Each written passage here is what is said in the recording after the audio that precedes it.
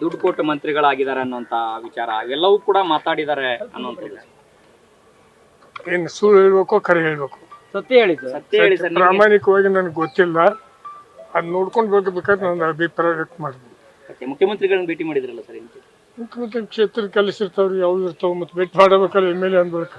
ನೀವು ಸಾಕಷ್ಟು ನಿರೀಕ್ಷೆ ಇತ್ತು ಸರ್, ಯಾಕಂದ್ರೆ ನಿಮ್ಗೆ ಸಿಗುತ್ತೆ ಬಾರಿ ಅಂತ ಆಯ್ತು ನಮ್ಮ ಮನೆಯವರ ಇಲ್ಲ ಏನ್ ಮಾಡುವಂಗಿಲ್ಲ.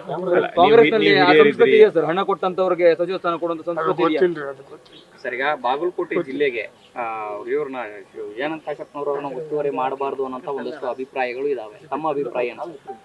ಮಾಡಿದಾರೆ ಅನ್ನೋದು ಒಪ್ಪಳು ಜವಾಬ್ದಾರಿ ನಮ್ದು. ಹೈಕಮಾಂಡ್ ಅವ್ರು ನಿರ್ಣಯ ಕೊಟ್ಟರೆ ಅದಕ್ಕೆ ವ್ಯತಿರಿಕ್ತವಾಗಿ ನಮ್ದೇನೋ ವೈಯಕ್ತಿಕ ಎದುರು ಸಹಿತ ವ್ಯತಿರಿಕ್ತವಾಗಿ ಯಾವುದೇ ಭಿನ್ನಾಭಿಪ್ರಾಯ ಆಗಲಿ ಅಭಿಪ್ರಾಯ ಆಗಲಿ ನಾವು ವ್ಯಕ್ತ ಮಾಡಬಾರ್ದು. Thank you sir. News First ನಿರ್ಭೀತಿಯಿಂದ ನಿಮ್ಮ ಪರವಾಗಿ.